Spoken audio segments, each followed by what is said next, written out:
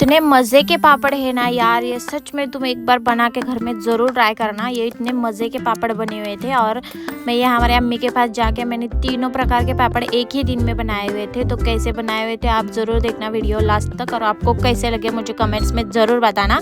तो पहले तो मैंने साबू के और फिर मैंने बनाए थे बटाटा और साबू मिक्स, और फिर मैंने बनाए थे कि चावल की कुरुड़ी। तो कैसे बनाए ज़रूर देखना। तो आगे मैंने 1 किलो साबू भिगा हुआ था, तो साबू रात में ही भिगा के रखना पड़ता है इसके लिए। और फिर मैंने पानी उबालने के लिए रख दिया, और पानी में मैंने उबाल आए तक मैंने फिर थोड़े आलू थे वो आलू को छील के ऐसे खींचने से खींच लिया था। और पानी उबाल आ गया तो मैंने उसमें डाल दिया पहले नमक, और नमक वगैरह डालने के बाद फिर मैंने उसके अंदर डाल दिया था साबू। और 1 किलो साबू को शायद मैंने 2 लोटे पानी लिया हुआ था, और फिर वो नमक वगैरह डाल के साबू डाल दिया। डालने के बाद फिर मैंने साबू को अच्छे से पकने देना लगता है। अगर साबू अगर आपका जब रात में भीगने डाले और अच्छा भीगा हुआ रहा तो पानी डालने की इतनी ज़रूरत नहीं है। वैसे भी मेरा साबू अच्छा भीगा हुआ था, और साबू वगैरह डालने के बाद हमने उसको हिलाया। और तुम डाल सकते हो ऑप्शन में, इसके लिए इसमें तुम जीरा डाल सकते हो या फिर पापड़ खार डाल सकते हो। तो हमने थोड़ा सा पापड़ खार और थोड़ा सा नमक डाला हुआ था। और जो आलू खिसा हुआ था ना, वो आलू का ऐसा पानी पूरा निकाल के उसको दबा के अच्छे से पानी निकालना पड़ता है, क्योंकि नहीं तो पापड़ ने कैसे लाल हो जाते हैं। तो उसके धो के अच्छे से पानी निचड़ के हमने उसको डाल दिया साबू के अंदर।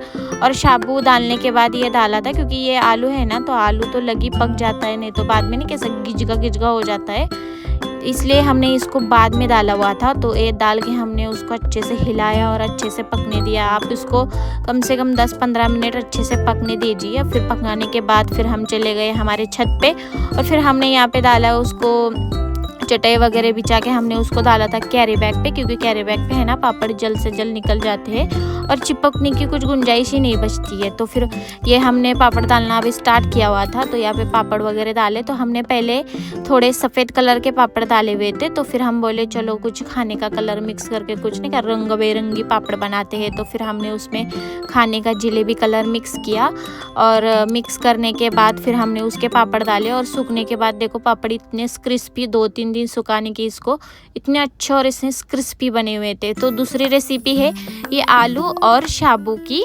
जो ऐसे ना कि पापड़ रहते हैं अच्छे लगते हैं पर वो बहुत टेस्टी। तो हमने एक पाउशर साबू लिया था, उसको भीगने डाला हुआ था, और उसके लिए 1 किलो आलू लिए थे। आलू को पूरा से उबाल लिए थे।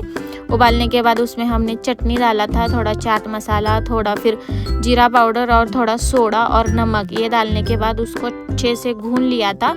और बटाटे को है ना अच्छे से मैश करके लेना चाहिए, क्योंकि अगर उसमें गाठिया रहा ना तो वो शेवगे में से बाहर नहीं आते हैं। उसके अंदर फिर साबू डाल दिया, और साबू से अच्छे से डालने के बाद फिर उसको अच्छे से मिक्स किया, और लास्ट में जीरा पाउडर डाला हुआ था। और फिर वो शेवगे में है ना उसको छत पे लेके जाके उसको शेवगे में अच्छे से भर लिया।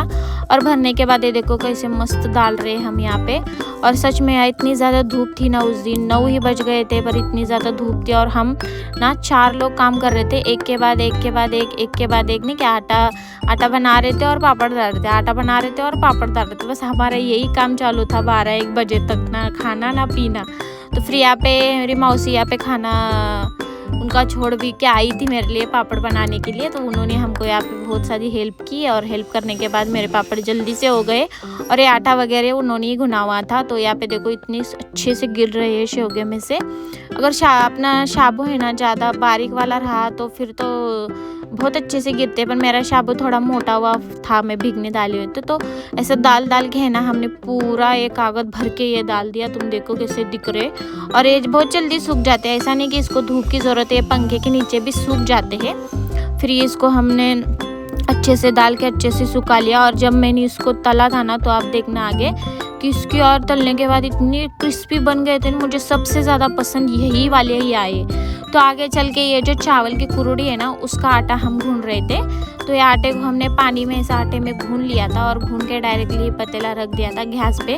और इसको ना नमक डाल के सिर्फ हमें आटा भूनना था, और इसको डायरेक्टली रख दिया था। तो ये देखो इतना हिलाना पड़ता है ना, इसको बहुत ही ज़्यादा हिलाना पड़ता है, नहीं तो इसके अंदर नहीं कैसे गाठिया आ जाते हैं। तो वो गाठिया आने के बाद तो शेवगे में से नहीं आता है ना वो अच्छे से बाहर, इसलिए फिर उसको अच्छे से हिलाना पड़ता है, बहुत ज़्यादा हिलाना पड़ता है। और हिला के देखो ये कितना घट आटा हो गया है। और आटा सच में अच्छे से पकना ज़रूर चाहिए। तो आटा वगैरह पक गया था हमारा, तो हम चले गए वापस छत पे और इसके अंदर हमने भर दिया था वो जो सामान है कुरोड़ी का, वो भर लिया था। वो भरने के बाद देखो यहाँ पे कैसी गर्मा गर्म चावल की कुरोड़ी कैसी बन रही है और ना टूट रही है ना कुछ हो रही है। और इतना सूरज ऊपर हमारे सिर के ऊपर आ हुआ था और इतना तप रहा था हमको, सच में बहुत ही ज़्यादा गर्मी लग रही थी। तो यहाँ पे देखो कुरोड़ी हम डाल दिया और फिर मैं बोली चलो एक ही कलर के थोड़ी अलग अलग कलर के सतरंगी बनाएंगे अपन आज धूप में यहाँ पे ऊपर। तो फिर हमने कलरफुल के लिए डाल दिया थोड़ा सा हरा कलर, हरा वगैरह कलर डालने के बाद फिर हमने बोले चलो हरा नहीं जलेबी भी बनाते हैं। तो यहाँ पे हमने जलेबी कलर भी डाल दिया और सब पापड़ अच्छे से सूख रहे थे। और मैं आपको ये ना सूखने के बाद के जो होते हैं ना पापड़, वो तल के भी मैं आपको बता रही हूँ। तो इसको कम से कम ना तुम 2-3 दिन अच्छे से धूप में सूखने देना। तो हमने 2-3 जगह पापड़ डाले हुए थे और अच्छे से पापड़ 2 दिन सूखने के बाद देखो मैं आपको बता रही हूँ इतने क्रिस्पी बने हुए थे। ये भी कुरोड़ी बहुत ही अच्छी बनी हुई थी। मेरी रेसिपी कैसी लगी ज़रूर बताना और सब्सक्राइब करके जाना। वीडियो अच्छा लगे तो लाइक करना। अल्लाह हाफ़िज़।